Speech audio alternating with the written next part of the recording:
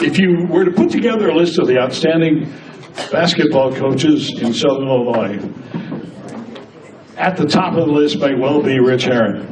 He was a legend in the high school ranks, one of the most successful coaches in Illinois history.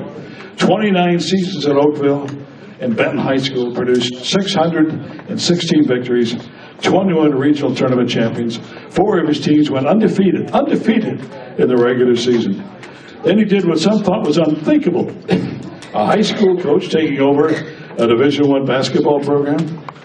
Yep, he did. In 1985, he took over a dismal basketball program at SIU Carbondale, a program that had produced just 30 victories in the 6 previous seasons. That's like 5 wins a year.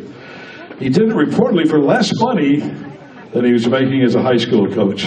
The first 3 seasons were tough, but he resurrected the Saluki program, coached them to 13 seasons, to 225 victories, including 7 trips to the NIT and NCAA postseason tournaments.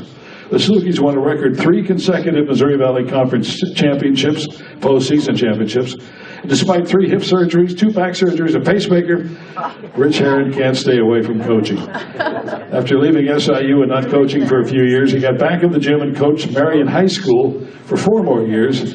And in 2012, he took over the head coaching job at Northland College in West Frankfort. This is his 5th season there. 52 years of coaching basketball, 52 years of teaching kids how to play the game right, 52 years of staring back at referees. We are honored tonight to induct Rich Herrin into the St. Louis Sports Hall of Fame. Rich.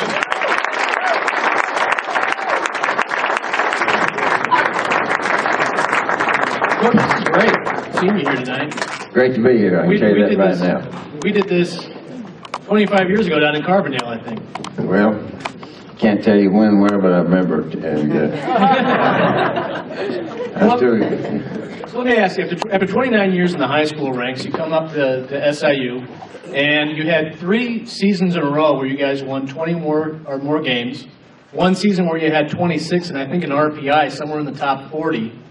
And for some reason, because you couldn't win the Valley Tournament, the NCAA passed you over. Were you frustrated? Were you ticked off? I don't know if that's a word, but we were very upset, and I let the committee know about it, and we thought we deserved it. We had some good victories, and one of them was Illinois, who won the national title before. So I did a little mouthing about the committees overlooking us. Guess what happened the next year? We'll get to there. Okay. Sorry. That's all right. So you finally win the tournament then. And I want to regale this because I was working at the Daily Egyptian in Carbondale at the time. I was sitting in the baseline, and finally the Salukis win the tournament. And the players are piled up around the center of the floor celebrating their automatic bid to the tournament. And I saw you stand on the sideline with your brother, and you had your glasses in one hand. You had your glasses in one hand and your hand over your face. Sorry. There was a lot of emotion then as there is now. Could you kind of walk us through that moment? Oh, my big brother was very good to me. He studied the game. I'm sorry, but I still miss him anyway. I think they didn't let him on the floor. And he threw a little scene and we finally got him over the team. See, he ended up being a volunteer coach. And part of the reason that I had a little knowledge in coaching was the fact Ron Herrin really studied the game. And we played 16 times, couldn't happen any better. We're 8-8. And he just dropped dead 18 years ago. Well, you guys got to share that moment together where you took the Salukis to the NCAA tournament, which was a great moment for the program, a great moment for you, obviously. Well, we finished number 2, and we beat Illinois State in the old arena. That's a great victory for us. And then for your reward, you got to go to the tournament, and you got to coach for the first time against who? Duke. And you know what? I had some of my good friends, and they're here today. They said, If you hadn't shut your mouth off the year before, you probably wouldn't have to play Duke. When you shut your mouth off, they took care of you. Could you just talk about what it was like to be on the opposite bench than Coach K? Did you guys interact during the days of preparation at all? Well, no, not really, but you know, they were a very, very good team, and they had Hurley, and they had the big Cherokee in the middle, and the Hill Boys, and I think we got 90 points, but they had about 115, so whatever.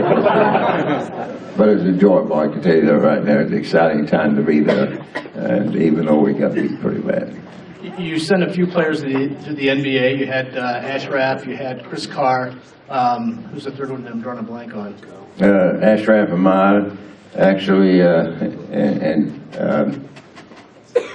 You're drawing a blank too. yeah, that's very normal for me to tell them. But more than that, also Paul Lusk and Chris Laurie went on to very good coaching careers in the Missouri Valley Conference. That has to be very gratifying to you. I've had a lot of young men at high school level and college level. Paul Lusk is doing a great job down at Missouri State, and Chris Lowry did a good job when he first started at SIU, and he's helping Weber at K-State, and they're doing a very good job. I have a lot of guys at the high school level coaching that I've coached, and Robert Korn is at Missouri Southern and in the Missouri Hall of Fame, and he had great success there. And so that's part of it. My job right now, I've got two young men right back here with me today. They're going to be coaches, and they help the Markham program. And then, speaking of Northland now, Ron mentioned your success there over the last 5 years, but he didn't mention that last year you won the National Christian College Athletic Association National Championship. You know, it's a little bit different, but it was national champion, and in the semifinal we had to beat a team, Brescia, that had beaten us twice during the year. And in the final ball game, we wasn't a very good shooting free throw team, but we made 24 out of 26. Carmichael back here had a knee tore up. And he'd been with me 4 years. He said, "Coach, I'm going to dress tomorrow." I said, "I'll get you in the game." I knew what he wanted to do. So we start the second half. It's tough, and Rushing is a fine young man. I'll tell you what Rushing is. The Rushing that played, his daddy's brother played 10 years for the football Cardinals. So he's a fine young man. He gets his nose broken. So I go down and talk to the trainer. I said, "I'm going to put him in the game."